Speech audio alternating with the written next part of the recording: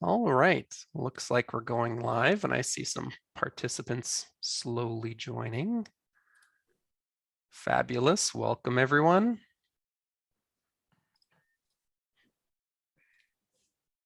Perfect. We have people flooding in, so welcome to everyone that's joining.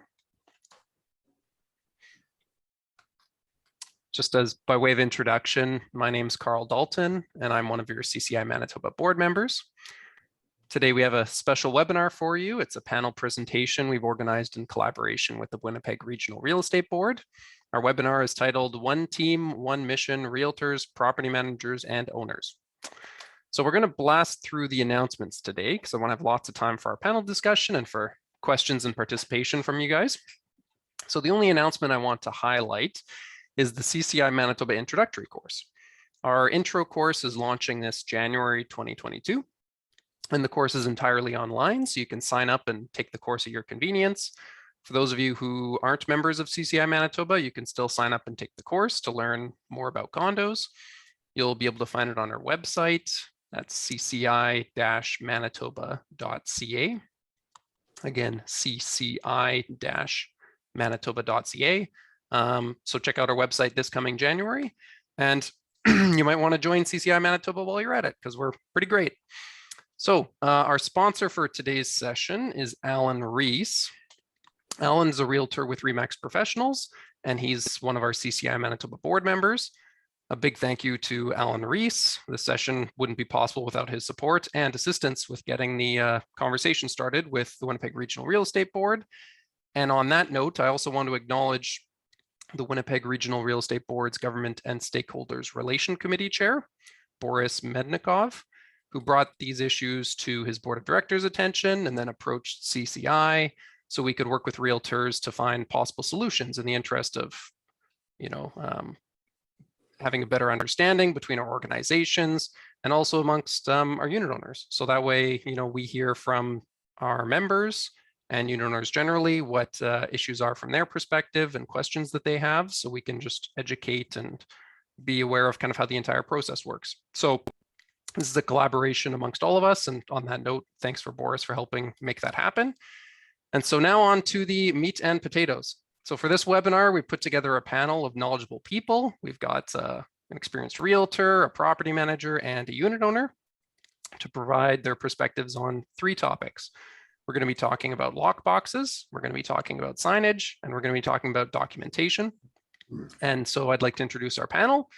We have Catherine Schellenberg, who's a real estate professional with RE/MAX Professionals. She leads her own team, the Catherine Schellenberg Real Estate Team, and she's going to provide a realtor perspective on these topics. We also have the lovely Audrey Harder. She's a property manager at Schinkel Property Management, and she's one of our CCI Manitoba board members. So you might recognize her from that. And she's going to provide our property manager perspective. And last but not least, we have Dwayne Roney, who's a unit owner who's retired from a career with the RCMP and as an investigator. And he's also one of our CCI Manitoba board members. So he's going to be providing our unit owner perspective. And we're also hoping to hear from you guys in terms of unit owner perspectives and your other perspectives. So I wanted to mention that we'd love for you to participate in our discussion. So if you have any questions or anything else, throw them in the Q&A box at the bottom of your Zoom window. There's a Q&A function. We're not going to be looking at the chat, so if you wouldn't mind putting everything in the Q&A box, what I'm going to be doing is I'm going to be kind of looking at, I'll be going through the questions that you submit there before we move on to the next topic. So we're going to start by talking about lockboxes, and then I'll take a look at the Q&A, the questions that have come in the Q&A box, and I'll try to get your questions asked and answered and discussed. So please put them there. So I guess lastly, just as sort of a summary, our panel is going to be sharing, their respective perspectives on these topics so we can kind of better understand how the whole puzzle fits together. We might not have solutions to all of the issues that come up as a part of this discussion. We really just want to hear all sorts of different perspectives on these topics and the issues that you're experiencing. So that way we can work together and try to find solutions. So we'll take back, some of these issues that we don't have answers for during the webinar to sort of a working group, and then we'll we're trying to work together to make condo life as good as it can be. So with that, I'd like to jump into our first topic, which is lock boxes. Just by way of really quick background, it's not so much an issue for townhouse condos and for single family homes, because I'll let Catherine speak to that. But basically, people put a lockbox wherever they can. They talk to their realtor about a secure, good way to put a lockbox on their property, so that way when potential buyers show up and they want to have access to take a look at your house, the realtor can actually get into your home, right, to take a look at it. So it's, I think, a bigger topic for discussion on apartment style condos, because we have shared living, right? I think in most apartment style condos, you need a lockbox for the fire department and for contractors. So despite the issue of selling condos and where unit owners can have a lockbox with for a key or fob for access to the building and for the unit, generally, we just wanted to talk about lock boxes because regardless of your condo situation, you're going to have one somewhere, right? So let me ask Catherine, just generally as a realtor, when it comes to listing a condo in an apartment style building, how do you know where you can put a lockbox and where you can't? Like, not so much in terms of what the rules are for that particular condo, but just generally, like, if you could just give us by way of background, kind of when you show up and a unit owner says they want to list a condo, how do you familiarize yourself with the building and where you might have a lockbox? Right. Okay. So usually when we go to list a condo, that's one of the questions that we'll propose to the seller. If they're not sure or there's a question of doubt, we'll take it right to the property manager. In some projects, they even have written documentation about when and where and how lock boxes have to be displayed. So we do our best to follow those guidelines because we know they're in place for a reason. So if there is no guidelines, then we again ideally want to have the lockbox situated as close to the property as possible and in a safe and sheltered area if possible, just so it's easier for the agent and their clients to access. Of course, safety is on the mind of a lot of people. The other thing is that it's under the watchful eye of other people that come into and out of the building is ideal. So we just have to be respectful of what current rules are in place there and confirm those with the appropriate person. And then we have our lock. I mean, I can only speak for my team, but we do have our lock boxes, have all our contact information in the event that they need us to move it. Yeah. Mm-hmm. So just generally, like, those are great points. I'm sort of thinking that a lot of condos might not have explicit rules and maybe haven't thought of all the security things you just mentioned, right? Like having it under the watchful eye of people coming in and out of the building, or a place where there's a camera, I think is a great idea for security reasons. So I'm just assuming a lot of condos don't really, maybe they have a place where people normally put them, but maybe they haven't turned their minds to actually like a formal policy about that. So do you find you actually put in a fair bit of legwork when you go to a condo to sort of look around and figure out a good safe place for yourself? Yeah, you want to make sure that it is visible to a certain degree. I know some people feel that added visibility can make it maybe a little more appealing for somebody looking to break into a lockbox. But when it's in, if it's in an area that gets a lot of traffic, again, in my opinion, that lessens the risk. I think it's good if somebody walks into the lobby, if there was a rail or a bar or some kind of platform or something where you could hang your lockbox and then people could see if it's open, if somebody's showing the unit, they could see the name of the agent that has the listing in the building, things of that nature. Like on the back end, we get notified as soon as that lockbox is open. I can set up the sensitivity for that lockbox just to give me certain information as it's been accessed. So I can tell when the agent opened it, and if they closed it before going into the unit, I can see when they left as well. So that part from our end, the tracking piece is very helpful. And so then we know that an agent has taken, has followed through with their showing request, and we can notify our seller, and that's how we go after feedback as well. Yeah, can I just ask you to kind of explain what the typical realtor lockboxes are like? Because I guess what I'm familiar with are maybe some old school lockboxes that I've seen attached to some old condo buildings that look like all you do is you put in like a combination code or something and they flip open and there's a key inside. So Right. what are the different types of lockboxes that are around for just generally, right? Yeah, so we have central lock boxes, which our board really took their time and practiced due diligence to find a good solution for our members that was safe and secure, that had been proven very successful with other boards across North America, not just here in Canada. But we also too had to keep in mind our cooler climate, because those lock boxes are battery operated. They are a very secure box. I know some people may think with a sledgehammer you could open it, but I think you can open a lot with a sledgehammer.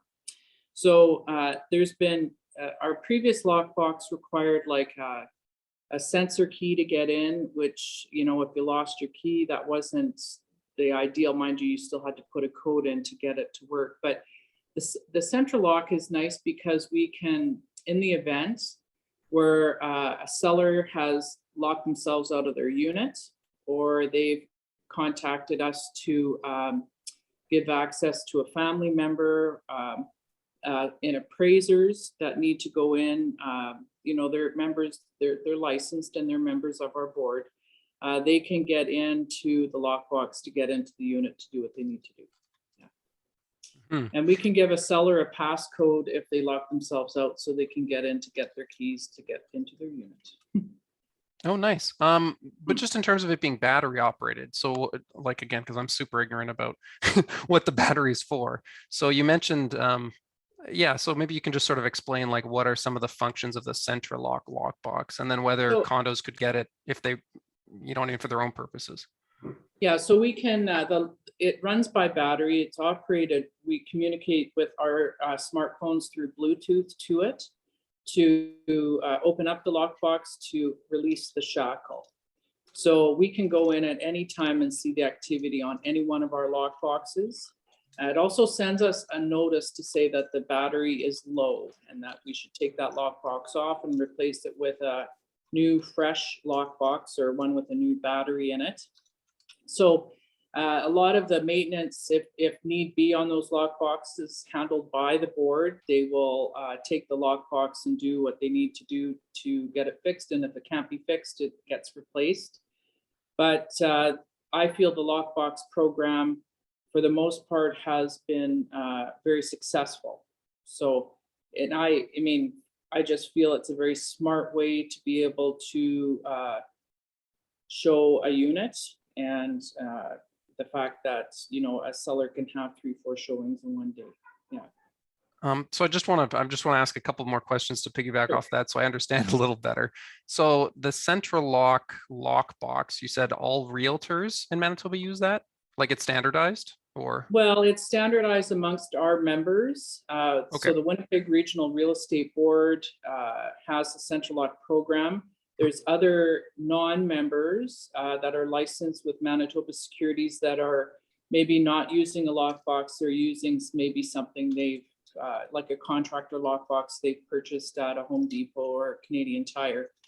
But Okay. those they can't talk to their smart devices, and they have no way to, guarantee or look into the activity on it. Okay. So for us, it's a great system, and it touches in with our appointment software TouchBase, so they communicate together. Okay. So it's widely used then, I guess that's fair to say, amongst Yeah. realtors. And how can you attach it? So what does it need to be attached to? And does it just have like a padlock lock, or does it also have a way of affixing it to like concrete or something? Yeah, so I usually look for something that's quite permanent. So I don't want to put it on, say, chain link fence. The chain link can get cut. I want to put it on also to where it's not so invasive, so it's not scratching a door or maybe making it difficult for people to open a handle. So we want to ensure that it is visible, yet, you know, somewhat tucked away, but it's attached to something that is deemed fairly permanent. So it could be a front rail, it could be maybe a pole or a post. Sometimes agents will attach it to the base of a hydro post or a parking. They'll leave the lockbox on the parking stall of for that unit at the bottom. They'll attach it to whatever metal's there. But that's what we look for, so that nobody can walk away with it, but it's easy for the agent to find. Okay. And then I obviously want to ask the rest of our panel, generally about lock boxes as well. But I guess my last sort of question to get this going, Catherine, is if I assume you need a lockbox in almost all cases to show units. What do you do if there can't be a lockbox at a property? Let's just say in an extreme scenario, there's nothing to attach it to, or for some reason you're not allowed to put a lockbox on a property. Like, how do agents show? Well, the reality is a lockbox comes into play either way. So what happens is if we're not allowed to have lockboxes on site, those keys typically will go into a drop box, which is a box that's located on a brokerage that is secured with a lockbox, right? So they'll put the keys in with a note saying this belongs to, I'll usually put my name, and then I'll just put a general address. I won't put the unit number. And then the agents come in and pick up the keys and then bring them back to that location. And I mean, assuming that logistically that works for the agent, if they're out showing 3, 4, 5, 6 units, sometimes those keys don't get returned till the end of the day, sometimes the next day. So if you have a second showing, you could be chasing that agent around. And again, it's trying to be mindful of times, and we've been a little restricted with COVID because our appointment times have been cut down to 30 minutes. So I don't really have a lot of time to get back in my car and drop those keys. So we get creative for sure. We can make it work, but to really maximize the potential of the lockbox would be to have it on site. I can tell you, I would love to see it in a foyer somewhere where people can see it, see what's going on, and that there's that the lockbox is also not open to the elements, and people that have bad intentions going, whether looking for a lockbox or an open door, that type of thing. I just feel it would be the smart thing to do. Mm-hmm. I guess let me just ask Audrey. I don't want to be asking lots of questions and feel like I'm putting everyone on the spot, but just generally. So from a property manager perspective, you normally hear about complaints and issues. And so where do you, and it's always a balancing act because there are different interests, right? Like unit owners want to sell their units, and obviously they want to work well with their realtors to help get their units sold. And people that move into a condo, we all love condos here, but ideally you might want to move at some point or move out, or at some point the condos need to be sold, like realistically. So someone's always selling. And as the property manager, you get queries from, I'm hearing from Catherine, potentially some realtors about where they can put lock boxes, and complaints from unit owners who might not like where lock boxes are from the board. So I guess just from your perspective, what do you hear about lock boxes generally? Yeah, I mean, we have some condos that works well, like Catherine's system, they're in their foyer. We haven't had any problems, but then there have been some where they have been broken into, and then condo boards get a little fear of a security issue, even though they don't even know which suite, whoever took it doesn't even know which suite it was for. So, and then we have installed some cameras, for more security there. So we are working to, please the board, but some boards are just adamant they do not want them there. They're a bit of an eyesore because they're kind of dangling all off these rails. So kind of work where it looks neat and organized to some degree is can be a bit of an eyesore if there's a lot of boxes hanging there. In some cases, realtors do not come back and pick up the boxes when the unit has sold, and then they sit there for a long period of time. I like Catherine's suggestion where they have their name on the back. That would be great, because then we could call them. Not all realtors do that, to come get their box. So that would help, resolve some of that. I do also like her Bluetooth system. I know we have put that in some of our buildings as well, where we will give, they get in through the intercom, they're given a code, which we can delete later. They get into the building, and then the box, or in a separate room where they're given a Bluetooth code to get into that room even. So they are 100% secure, and then again, it's tracked who's been given access to get to that realtor key. So we are working on making things better too, but again, it is a board decision. We can bring different ideas to them, but they still have to approve these processes, and then of course spend the money on making this all work. Yeah. So in terms of the technology of, you're saying that you put them in for boards. So is like, again, I was talking about sort of the fire department and other sort of keys and access that you need. Like, what are some of the suggestions or tools or ways that people have done it that you've seen that work well? What works well for us right now is the Bluetooth, right? So let's say our property manager can send that trade or the realtor the code. And so when they're close by the lock with their phone, it will activate for them. And then it's tracked. And that's probably similar to maybe your central lock that you're using, Catherine. You have to be close by it with your phone. You're given that code to get in, but your phone has to be near it to access it. And then we can delete that code after too, and then again, change it, so that is an ideal system, really. Yeah. So where do you put them? Like, I don't know, maybe I'm just a little ignorant about the whole thing, but like, I've got a condo, we have a foyer, there's some furniture there. Like, I think we have like there's a chair and there's a little like table thing, and that's where we have our cameras, because that's where the entrance to the building is. So it seems like a natural place to put, safe, secure lockbox if it's not nice, or, you know what I mean? Like, if it's not on the chair, so you can't use the furniture, right? So if someone says, okay, we should have a lockbox, maybe let's put it inside of our building rather than outside of the building. Provided you have an intercom panel to get them in, past the foyer part, right? Mm-hmm. Sometimes in the foyer, anybody can come in that outside door into the foyer. So that kind of poses a risk to some boards. So they are given a code to get into the intercom, then the lock boxes are more secure inside, because somebody has to allow them into the building if there's intercom, right? But if they're just in an open foyer where anybody can come and go, that's where some have been taken, where it's not always monitored who's been in and out of that foyer. So we move them into like a maintenance room that has a Bluetooth lock, so you're given the code on your phone. So you first have to get an intercom code, and then you get the Bluetooth code, and then you're good to go. Okay. And I assume the intercom code doesn't change, like that one's sort of a global code, right? But then the Bluetooth we can change it. Oh, okay. Yeah, we can give the realtor the intercom code, but we can then go delete it or change it again for the next realtor. Property management can do that. Yeah.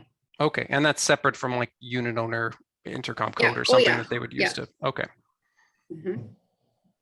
Okay. Well, that sounds like some good flexibility. Like, again, Again, this has to be board approved, right? It depends, and some don't want any there, but this is one option we have worked with some of our boards, and they feel a little more secure with that. Right. Okay. So let's just say, for example, there's nowhere that's convenient to put it in the building because, you've canvassed all those options. Just for some reason, the building layout, there isn't really a great place. So I guess it needs to go outside. And so I guess, Catherine, I'm sort of wondering, like,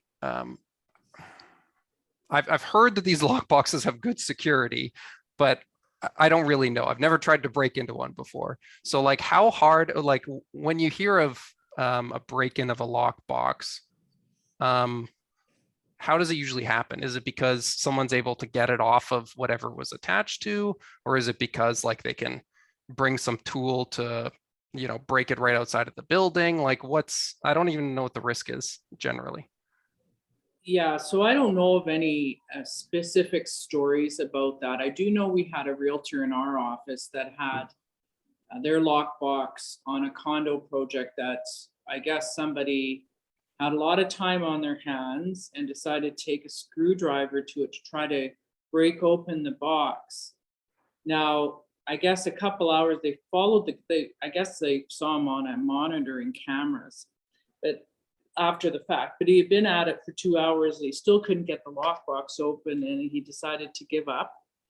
And Central Lock was so impressed with the fact that it withstood the test of 2 hours, somebody at it, that they gave her a brand new lockbox. But yeah, I don't know. Again, probably your best contact for that would be Crystal Hollis, but I have not heard of any horror stories. And to me, if somebody really wants to get into any property, they'll find a way in. To me, if they wanted to be successful and had access to a sledgehammer, they're not going to be hitting it out front of the building.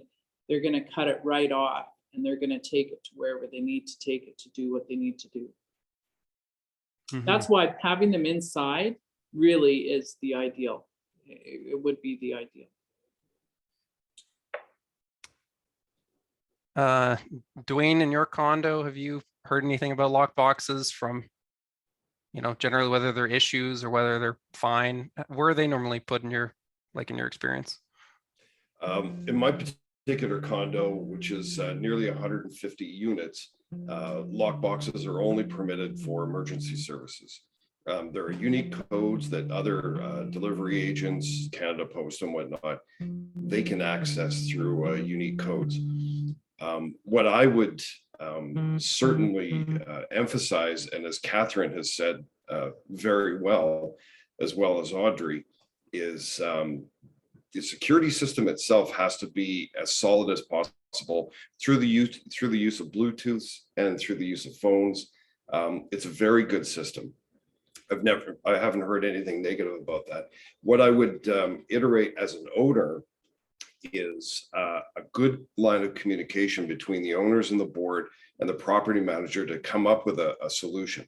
Because in a larger unit, such as what I'm in, or even larger units, it becomes pretty onerous for people to constantly check on different systems, because there's always going to be multiple condos that are up for sale in a larger unit. So if you have one system that works well, such as the system that Catherine outlined, I think that is a very good way to look at it, and to have a central location inside a secure foyer is best, such as in my building. Once you get past the outer security door, which is only accessible with a fob if you're an owner, or through the access panelway if an owner allows you to buzz you through, then you go into a central foyer where there are Canada Post boxes that, to my knowledge, have never been broken into, that are far less secure than a lockbox for a realtor. It's in an open area, it's well lit. There are 2 or 3 cameras that cover the access to that area.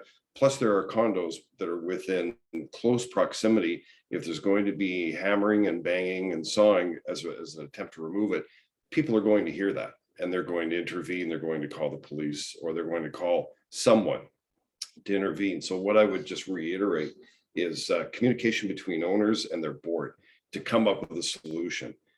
We can't continue to make it difficult when so many people are going to be selling condos for a variety of reasons. We need to create a streamlined system that works effectively for everybody, not just the real estate and property managers, but also for the owners who ultimately have the largest share because they're trying to sell their condo. Or for a prospective buyer who is also trying to purchase a condo, you want to streamline that process. Mm-hmm. You said, though, in your condo, they were not permitted, right? Sorry, when I was listening to your security description, you said that people aren't allowed to have lock boxes? That's correct. Within the building that I'm in, it's not permitted for the lock boxes like that. However, that is a process that has to be reviewed.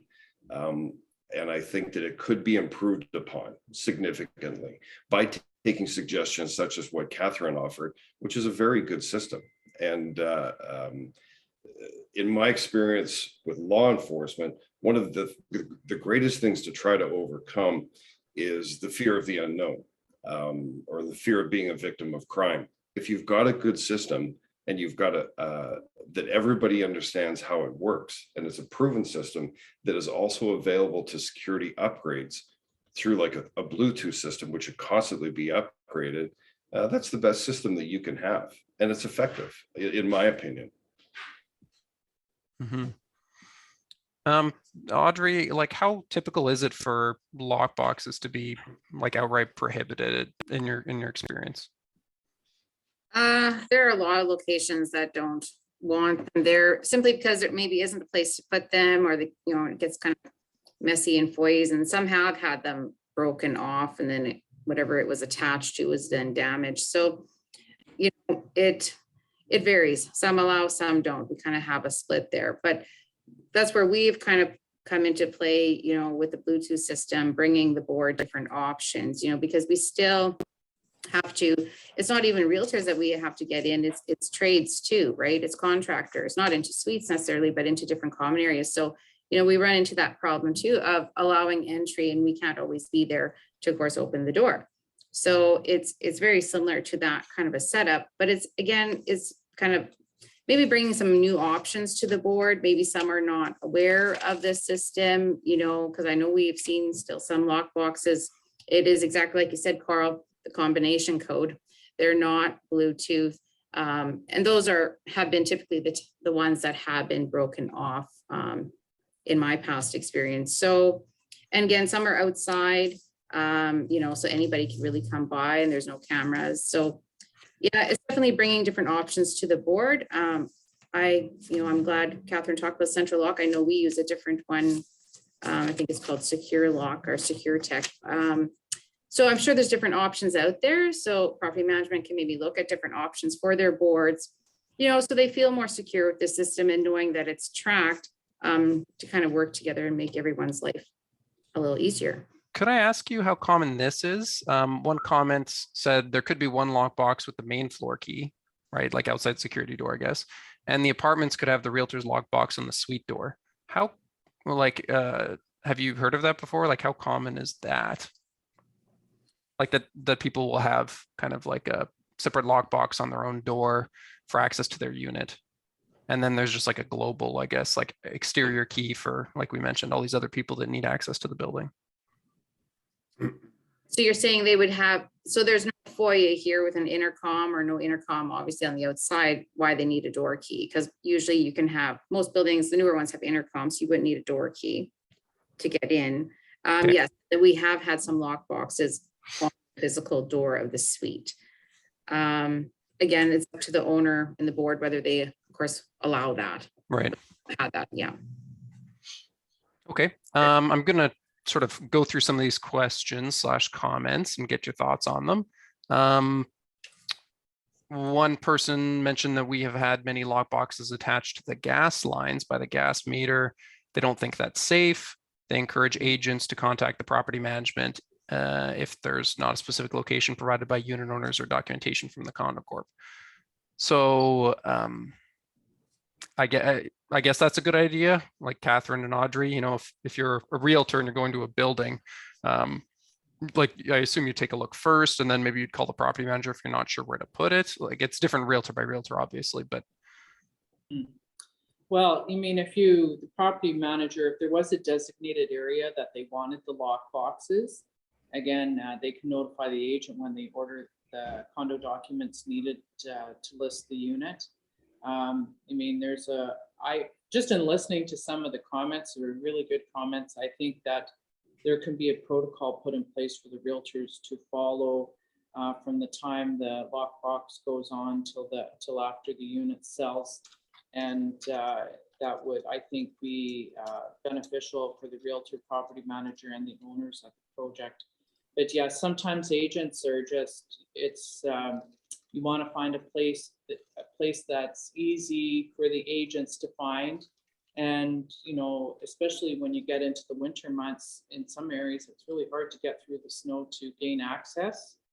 So we have to be mindful of that when we decide where to put it. But ideally, if you give agents instructions that it has to go there, if it's put anywhere else, it gets cut off, they'll follow your instructions. Nobody wants to lose a lockbox. They're too expensive. Yeah. Right. We got a suggestion, or I guess someone's experience of what they do in their building. They're saying that they have an interphone system, which allows access to their building, right? Like Audrey was saying. And then once inside, the lockbox can be found on the storage locker cage in their parkade level. So you get access to the building and the parkade. Mhm.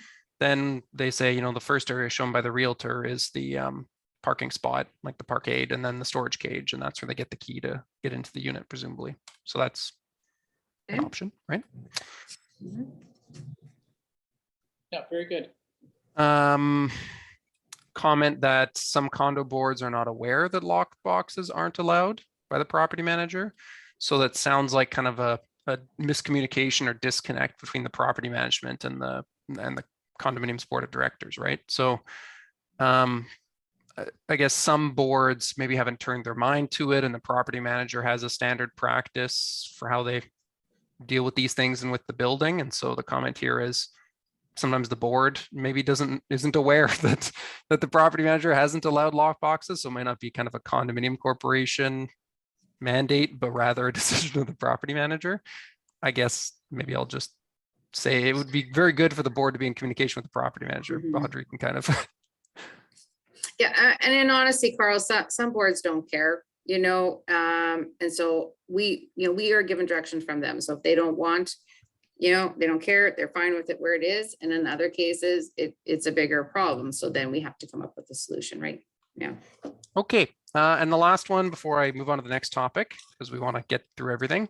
Comment that I'm not sure how expensive the lock boxes are, but many boxes are left behind when a sale is made. So I guess that was kind of the comment about maybe some realtors being slow to remove them. In their experience, you know, they recently had a bunch of boxes left for some sales. So how or can they cut them open and throw them in the garbage, I guess is their question. So if a realtor never comes to show up and get rid of their lockbox, can they remove them themselves? Do you want me to answer that? I mean, sure, if you'd like to. Okay. I would tell you what to do is, I do see those we have some lock boxes out there that are with our old system.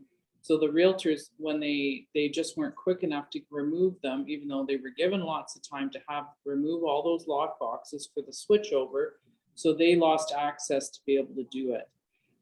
Best is to take the number off the lockbox, call the real estate board. They'll track down who owns that lockbox and get them to remove it. And then, of course, you can always take a photo, send it into the board. If it's an old lockbox that we can't access, the board, they can work together with the board to find a solution. Oh, wonderful. Perfect. That's great. That's what we like, solutions. All right, our next theme is on signage. So just the context here. You know, normally you'd put up a for sale sign on your lawn if you're trying to sell your house, you can get some exposure. So for a townhouse, it normally doesn't come up because you sort of control your lawn, but in an apartment style condo, maybe you're not sure where you could put it, right? Or if you could put a sign. So I guess maybe I'll ask you first, Audrey, because you, again, normally get complaints and questions and that sort of thing. How typical is this to be for you to hear about it? Is this a common question? Is this a common complaint? Yeah, it comes up the same kind of as lock boxes, you know, sometimes realtors like they're just kind of littered all over the property, you know, and it gets a little unsightly that way, or some have been hanging off balconies, you know, and again, it depends on the rules of the condo and whether the board is enforcing them. Some are very fussy with that. They don't want them off balconies. They don't want a million signs on the corner. You know, they think it just looks bad. So we've come up with some solution with some boards where we kind of give a designated area where they can go. Others want 100% no signage. They're media platforms. They can put it online there's a million things out there to sell this unit. They don't need to put a sign. So it's kind of gone a little both ways. What about where you have a situation where people are generally okay with signage in their condo? They think, yeah, I'm going to sell my unit at some point. We should have signage. How often do you like work with those condominium corporations to come up with a policy, or do you not bother, right? Like, I guess it depends. Does it depend on the number of units in the building? Like, do the complaints or issues normally come up when they're really big buildings and they haven't designated an area, or like, is this just not an issue? No, it comes up and it can vary, and like say by property. Some, it doesn't bother them at all, and others, they just absolutely hate it. And I've driven by on some of ours, okay, yeah, and like there's just so many signs, they almost think, okay, there's something wrong with this property, why is there so much for sale? And they're just like, it's an eyesore. And others, like I said, we give a designated area, but or some only allow a certain amount of signs. And so of course some realtors can't, but then, it's all about enforcing, but also informing, right? Some realtors ask and others just go put up whatever they want. They don't even bother to find out what they're allowed to do. Yeah. So do you send any notices like from the correspondence from the board to the unit owners, like on these topics, like as an FYI? Because I know some condos have like, welcome packages. If you're buying a unit and you're moving in, here's some stuff you should know. Keep the laundry room clean and tidy, all sorts of stuff, right? That you want to communicate with them about. Yes. Do condos generally tell people about signage? Like, hey, we don't have a policy for it, but generally we like to have them here. If you're selling, here's what we do. Or is it just, you kind of deal with it when and if it comes up? Is anyone proactive about it in your experience? Yes, we have some, of course, condos have rules, right? So some will have it in their rules, like there is no signage. So then we have to comply by that. Some boards enforce their rules, others are a little more lenient in that. We also have created handbooks and other property management companies too. So when you're a new owner coming in a condo, the handbook is kind of a more abbreviated version of your declaration, bylaws, rules, because let's face it, who goes and reads all their legal documents to inform themselves? The handbook is kind of more an abbreviated version, which really helps the condo owner. And so that it would be something that would be in there so they understand, okay, I am not allowed to. So when I do list my unit, I have to then tell my realtor, we can't put a sign anywhere on the property, right? It is about communication from owner to realtor, property management, enforcing, kind of working together, right? Yeah, because I'm just thinking naturally, like, I'm not sure whether realtors call property managers every time they're going to list a condo, right? So I would just think, naturally it would make sense for unit owners, if possible, to let their realtor know, hey, when you go and put up the sign, here's where the condo corp likes it, or here's the copy of the materials I've got on signage, right?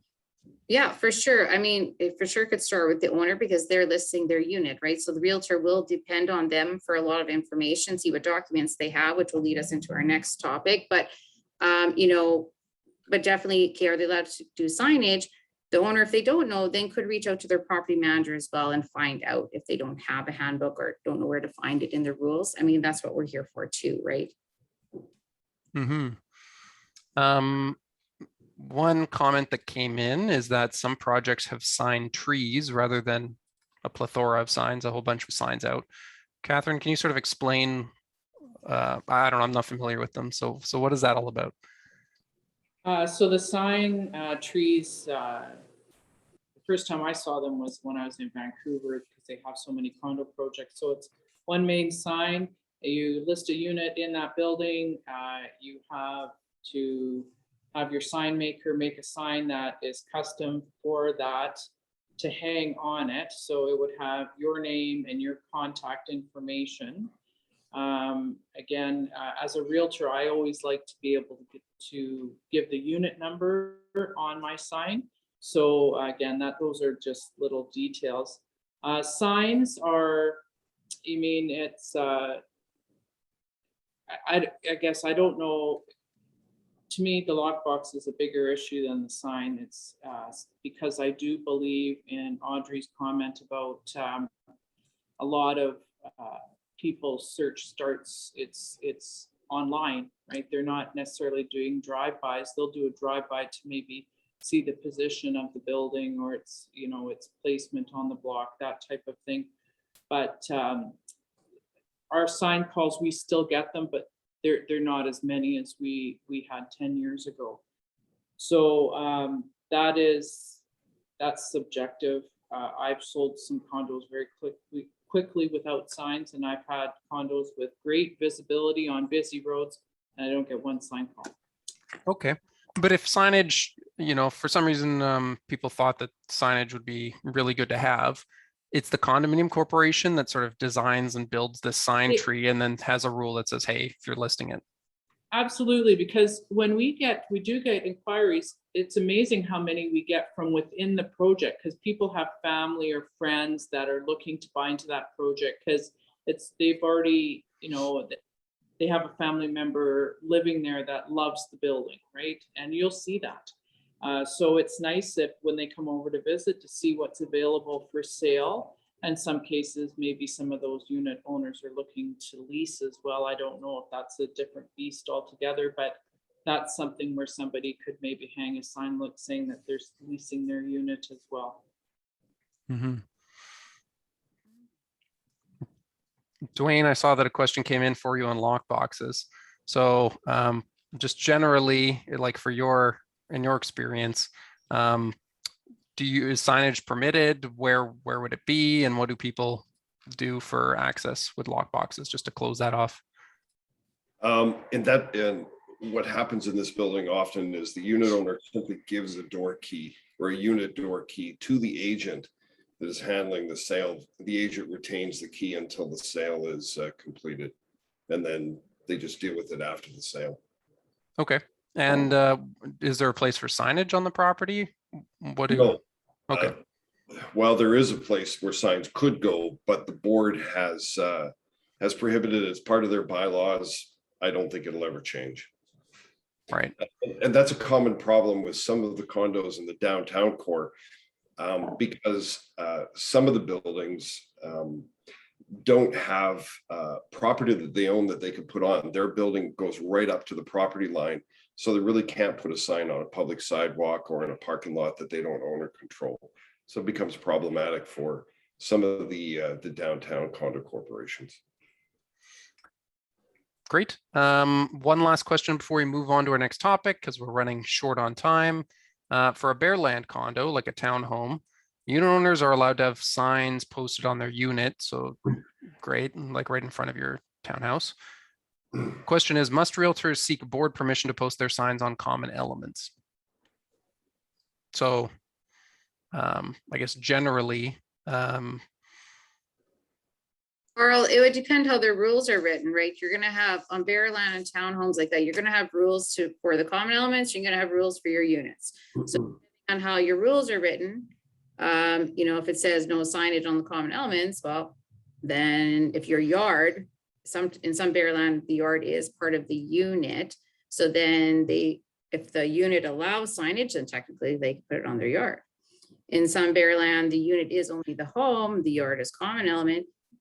Do the rules allow it on common element? Then they could put a sign there. It depends how the rules are written. Yeah. Yeah, for sure. I totally agree. Like ultimately, the common elements are in the condominium corporation's control, not yours, and so it depends, what the rules are in that case. Yeah. So yeah, I mean, I guess as a part of our discussion, what we're hearing here is there's tons of options and customization depending on what's going on with your condo. So that's why we sort of we like to discuss it to see, how we deal with all these different situations, right?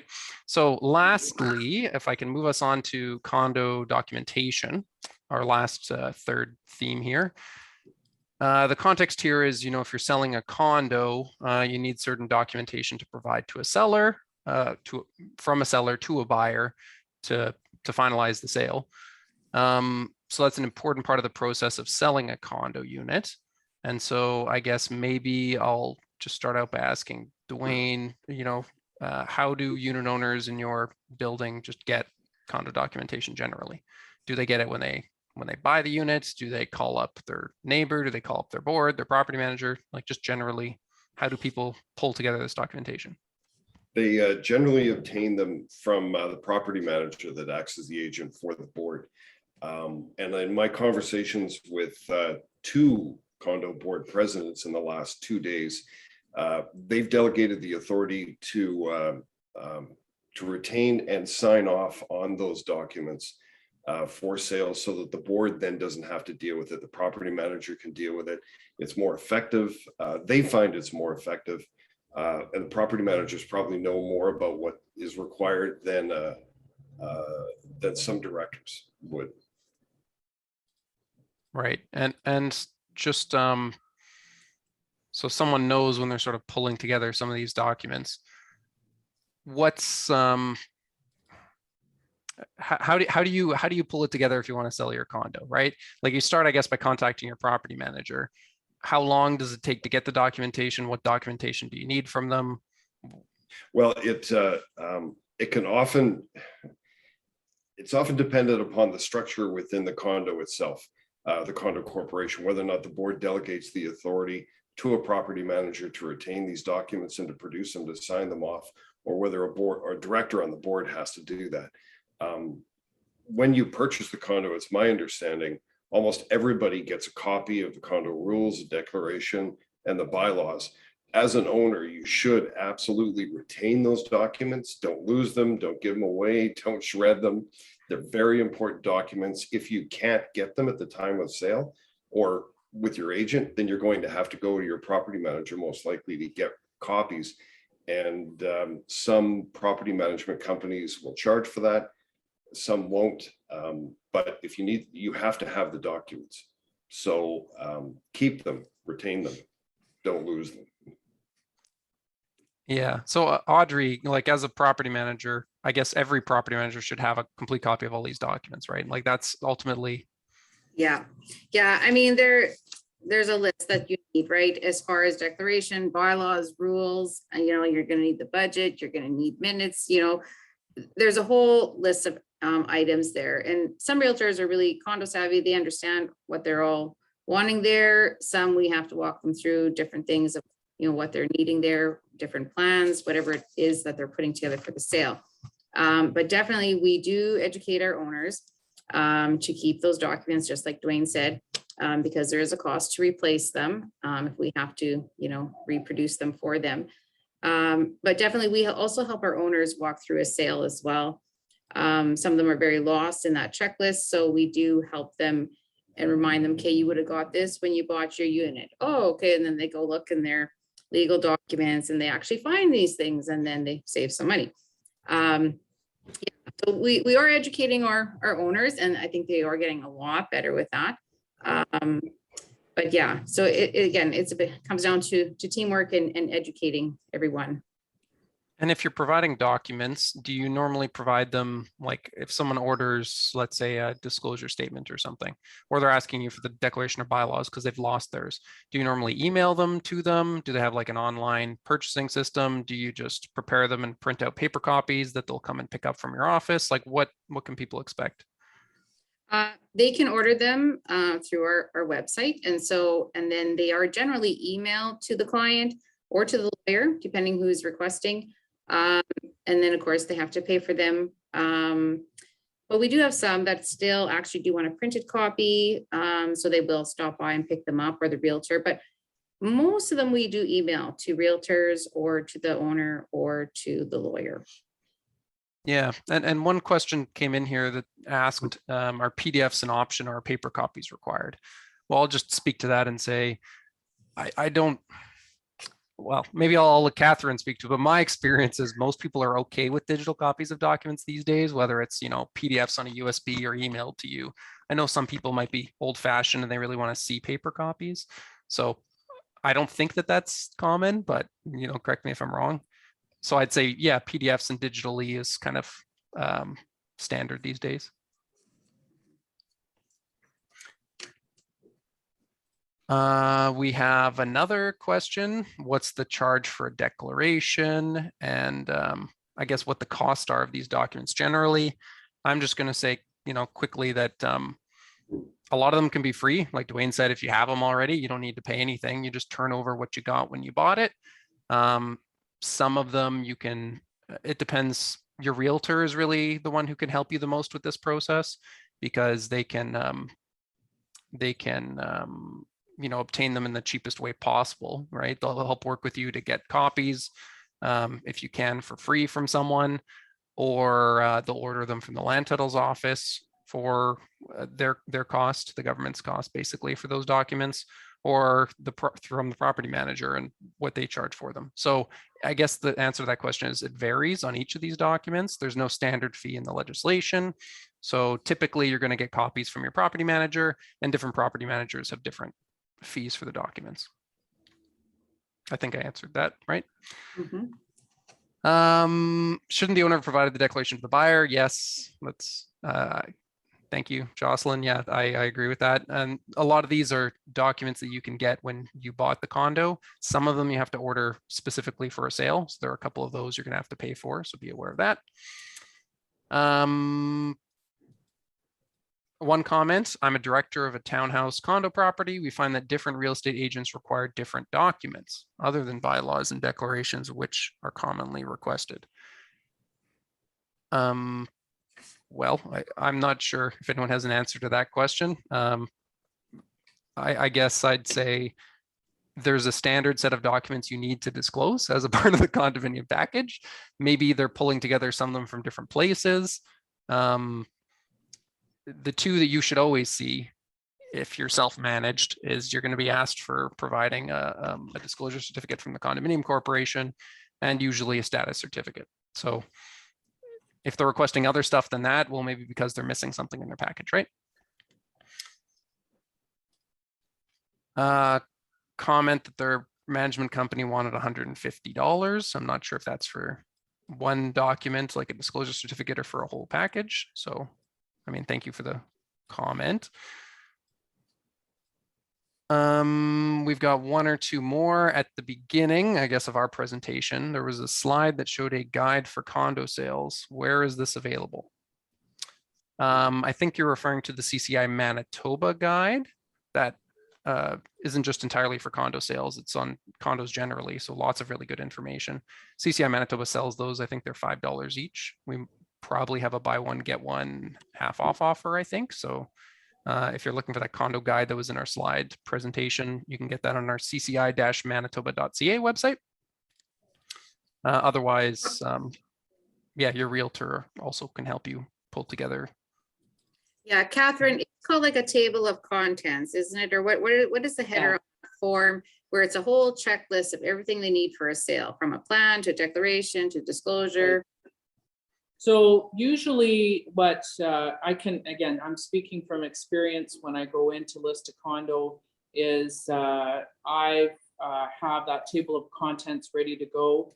I ask the owner to give me everything that they currently have, so I can see what is relevant and what is not. Sometimes they'll hang on to papers that, a budget from 2006, it's not relevant. So, and we find a lot of people, the last time when they purchased, there was only the 48-hour time clause, and now we have a 7-day time clause. And of course, the Act had a lot of changes to it. And the required paperwork, again, Carl spoke to the fact that some we get from land titles, if they don't have complete declaration or bylaws, we run an index to make sure we have everything that's registered on title. Same with excerpts of plan. We do the seller disclosure with them. We let them know that the property disclosure statement has a shelf life of 90 days, right? And the agents have their own method on how they order those. I order them right off the cuff because there could be something in there that is pertinent that needs to be disclosed to any potential buyers for the property. And I find sometimes sellers just don't, they're just not in the know. They've been living life and doing all the great things that come with condo living, and they haven't been paying attention to the paperwork. So there's a few lessons to be learned there, but it really is the role, assuming they engage with a realtor on the sale of their unit or purchase of a unit, that they ensure all the required paperwork is there. And there was a comment that some realtors ask for different documentation. That sometimes is based on the buyer may request documentation that is not required for the 7-day cooling off period to commence. but they just maybe want to take a look at the AGM meeting minutes, assuming they're available. They'll want a copy of the current insurance certificate so that they can get the appropriate coverage on their end. Again, not a required document to start the 7-day cooling off period. Same with a status certificate. But again, there's concerns in not ordering that as well. So it really varies, and some people are really great about keeping all their paperwork, some not so much. And we do both paper and digital, depending. It's at the end of the day, it's what the client prefers. We usually have it in both formats. Great. So I think it's time to wrap up. It looks like we've answered most of the questions today. I just wanted to say, obviously, thanks to our panelists for taking the time out of their busy schedule to help us go through this and figure out how the process works all together from everyone's perspective. I will invite you to fill out our survey and put in any comments or questions or issues or solutions you're looking for in that survey as well, because what we'll do is we'll try to take some of the concerns or common issues that people have and try to take it to a working group and discuss it and pursue it further to try to find solutions if possible, because ideally everyone's working together to try to achieve our objectives, and whether that's selling your condo or living in your condo, everyone all these different professionals and unit owners want to be on the same page and have a good way of dealing with these things. So again, thank you to all our attendees. I hope you got something out of this webinar. Thank you to the Winnipeg Regional Real Estate Board and Catherine for your perspective on all this. If you have any comments, leave those in our emailed survey as well. And on that note, I just wanted to mention that we'd particularly like to know if you're comfortable coming to Lunch and Learns in person again. I find that it's much easier to take questions and see people face to face if possible, but obviously we've got certain restrictions we have to comply with COVID-19 and everything else. So let us know your thoughts in our emailed survey. And that's it for now. So take care, everyone, and bye for now. Thanks, Carl. Yeah, thank you very Carl. much. Thanks, Catherine. Bye, Dwayne. Thanks, Audrey. Bye, Dwayne. Bye, Carl.